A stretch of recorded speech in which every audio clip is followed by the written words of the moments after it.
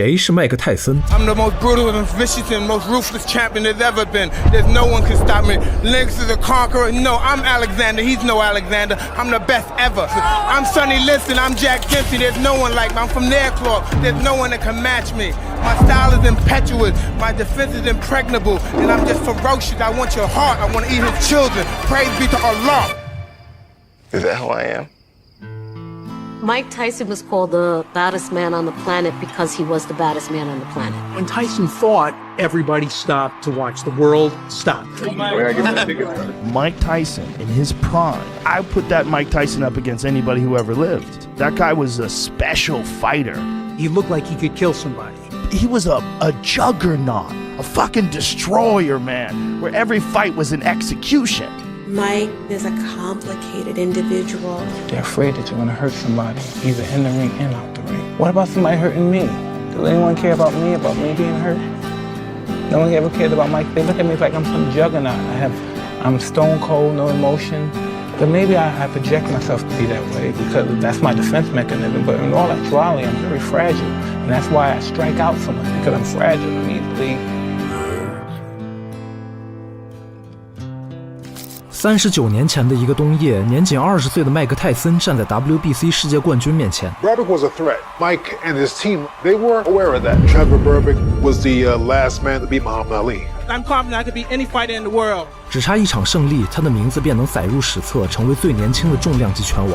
I'd like to dedicate my fight to my great guardian Customato. 而泰森又是如何走到这一步的？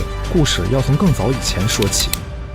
1976年，9岁的麦克泰森生活在纽约最肮脏危险的角落布朗斯维尔。And Brownsville was just, whoa, real aggressive and black. Anything that could be done to a human being down there, it's being done. 他的母亲带着3个孩子过着颠沛流离的生活，维持温饱往往意味着牺牲尊严。His mom would hook up with some guy, and then he would watch him having sex. 幼年的泰森沉默寡言，甚至曾被诊断为智力障碍，也理所当然地成为了被霸凌的对象。It's so interesting to hear you say that people tried to pick on you as a kid. Woo! It's interesting. I mean, listen, they did first of all, whatever why? they wanted to me because Why? I'm a fucking bitch, because I'm a punk, because I'm a fucking victim. That's why, because they can. 小时候的泰森爱上了养鸽子，这份热爱至今未变。他羡慕鸽子的自由，能逃离暴力与贫困，而年幼的他却被困在这里。鸽子是他唯一的平静，但这份安宁也终将被夺走。This one guy stole one of the birds, ran out, so I ran after him. So, I said, please, give my bird back. What bird? He's an older guy. I must have been 9. He must have been 15 or 12. I said, give my bird back. He said, fuck you, fat nigga. So he took my birds. He clipped my bird's head off. And he hit me with the fucking bird. Fuck this shit, man. You gotta do something. And, I fought back. And in the red corner, Iron Mike Tyson. I never fought nobody before. I fought back, and you know what? I can fight real good. The first right hand that got him, he was down. Then there was a guy fighting like a raging bull. It's Mike Tyson. Mike, if you wasn't a boxer. If I wasn't a boxer, I'd be a criminal.1979年，13岁的麦克泰森被送进了特莱恩男子改造学校。养鸽子的宁静时光早已远去，他彻底滑入了街头犯罪的漩涡。泰森后来回忆，这段时间他至少被送进少管所30余次。It was so exciting.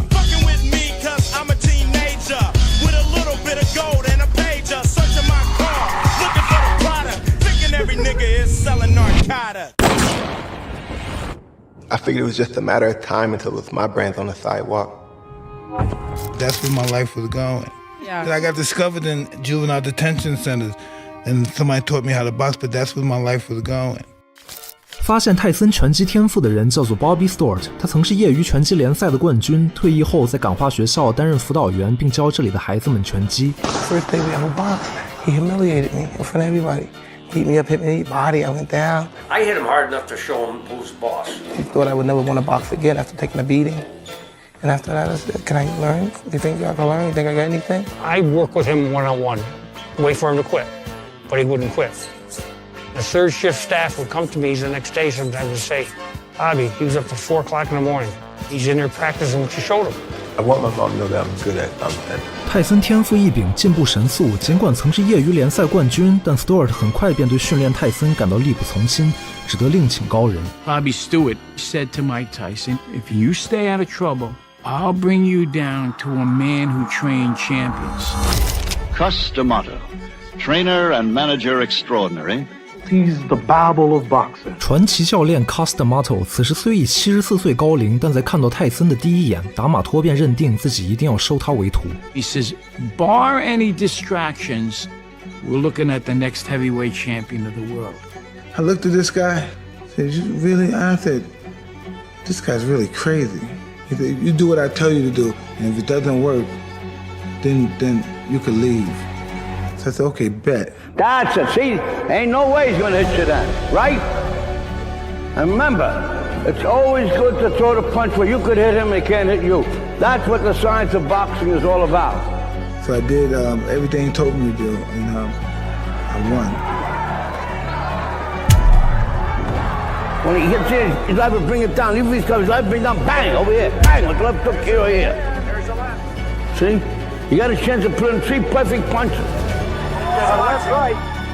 The towel's coming in. Look at old Tyson jump on the ropes. That is it. They threw the towel in with the towel. He didn't want to say. And I started believing in this old man. How you doing, Coach? Right on the chin. Okay.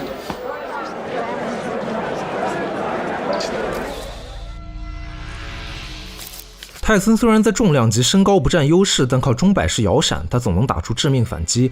但这种风格也难免加重膝盖负担，相信每一位喜欢运动的兄弟都怕膝盖出问题，一旦没有保养好，就会隐隐作痛，仿佛生锈一样，动作迟缓，操作不流畅，想跑膝盖疼，想跳还是膝盖疼。如果你从来没有给膝盖做过保养，那你一定要试这款舒润康安糖小白管，里面添加了安糖、软骨素、骨胶原蛋白，加速关节滑液的分泌，减少摩擦，让关节更加丝滑，再搭配专注运动的热感因子，充分热身，提升关节的灵活性，避免受伤。运动前后来上一点，就这么简单一涂一抹，膝盖保护到位。里面还添加山金车、白千层、人参等植物舒缓因子。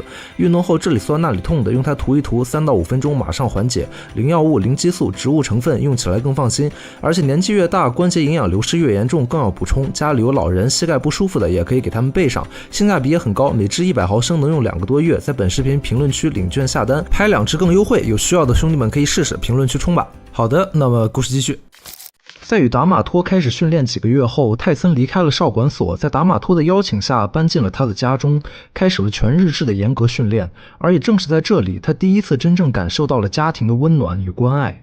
I think he grew up without any love or affection. He just grew up in the street, looking for something. He wanted somebody to pay attention to him. Did Cus pay attention to him?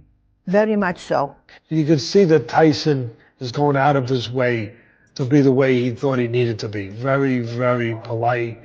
Tyson not only has a very hard, terrific punch in either hand, but he has developed elusive qualities and has the most important quality, the will to win. But perhaps the most remarkable attribute that young Mike Tyson carries with him is his age.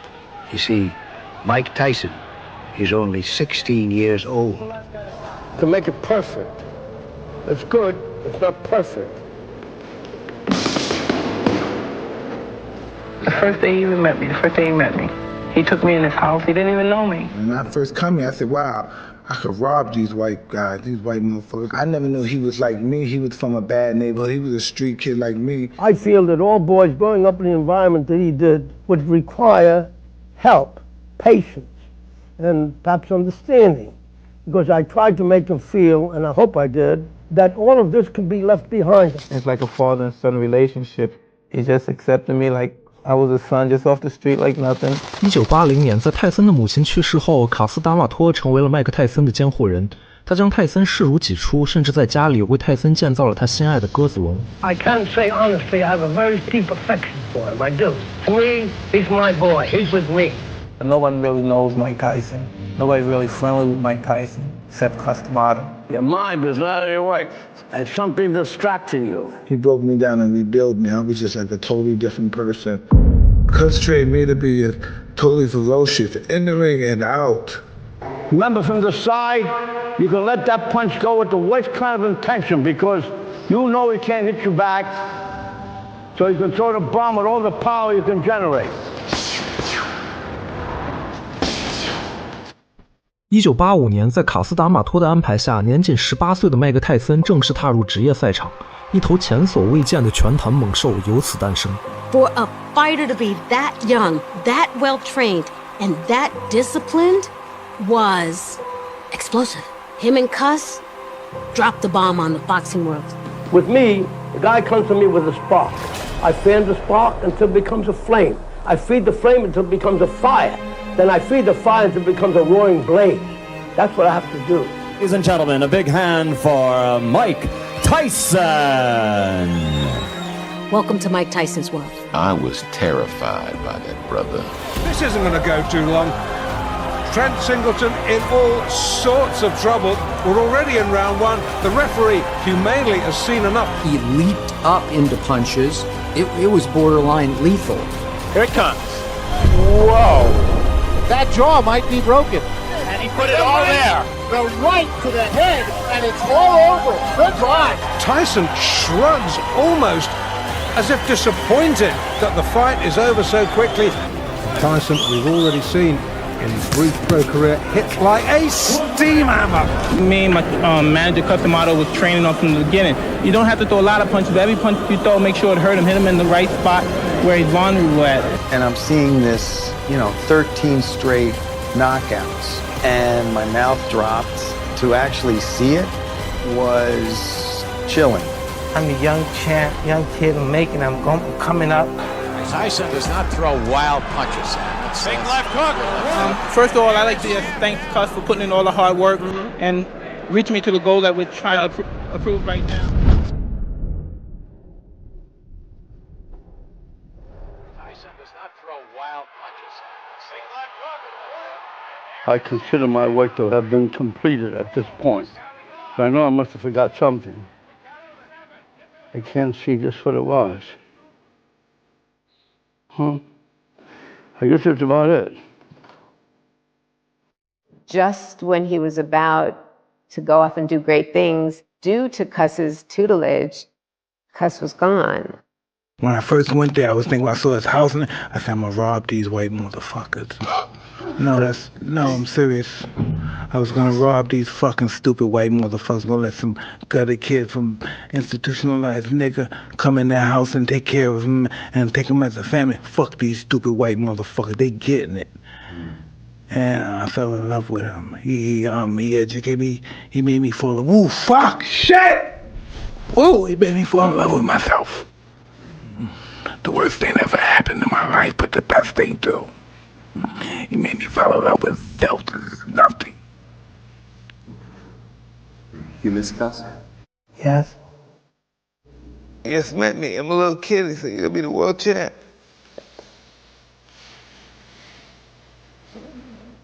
It's interesting, Mike. You get emotional when you talk about Cuss. But you said Cuss didn't like it when you showed emotion. Oh, yeah? Like that. Why didn't he want you to show emotion? Did he equate it with weakness? I don't know what he did.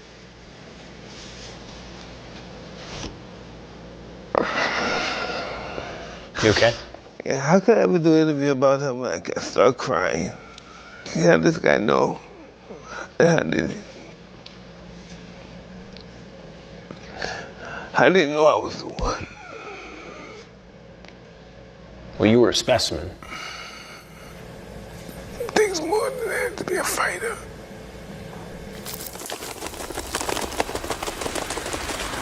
I don't have my friend no more. I was very scared. I felt very vulnerable. I felt lonely. I just felt naked to the world. I just felt like a very vulnerable young boy. A boy comes to me with a spark of interest. I feed that spark and it becomes a flame. I feed the flame and it becomes a fire. I feed the fire and it becomes a roaring blaze.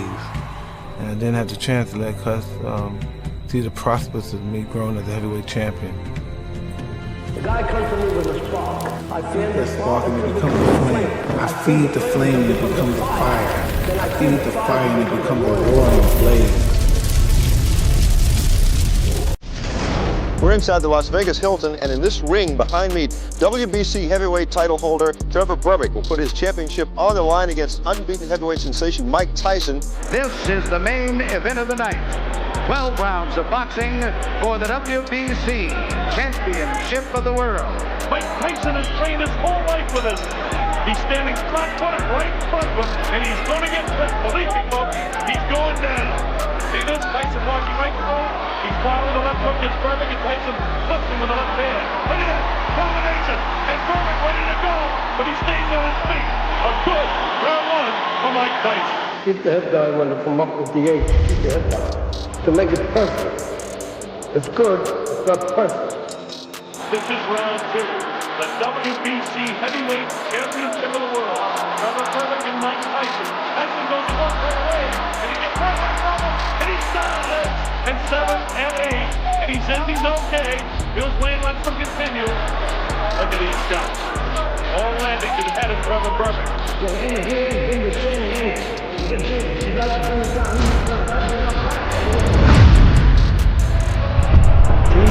You got a chance to throw 3 perfect punches.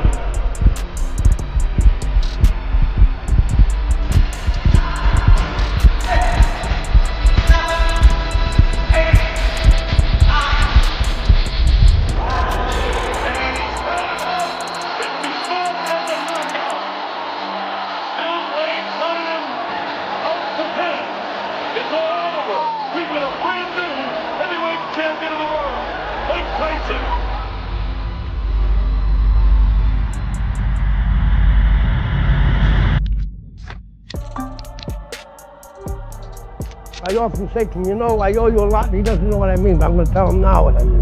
If he weren't here, I probably wouldn't be alive today. The fact that he is here and doing what he's doing, and doing as well as he's doing, and improving as he has, gives me the motivation and interest to stay alive.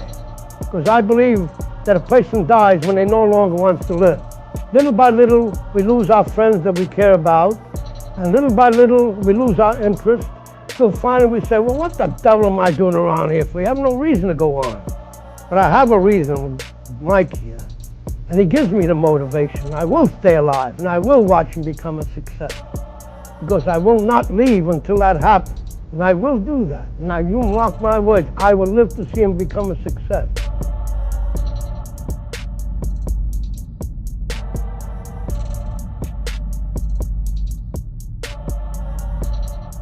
You miss us? Yes.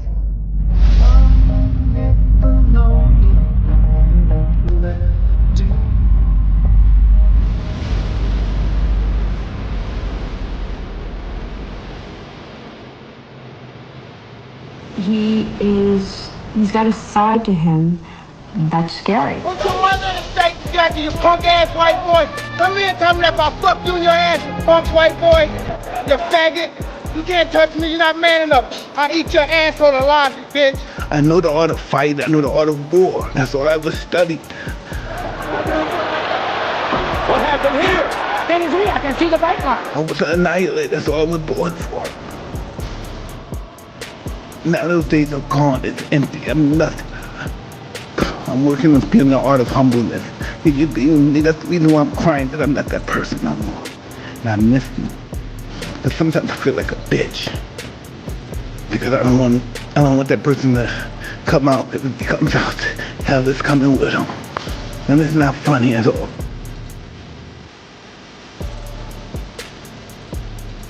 Look at you scared now, you all scared like a little white pussy. Scared of the real man. I'll fuck you till you love me, faggot.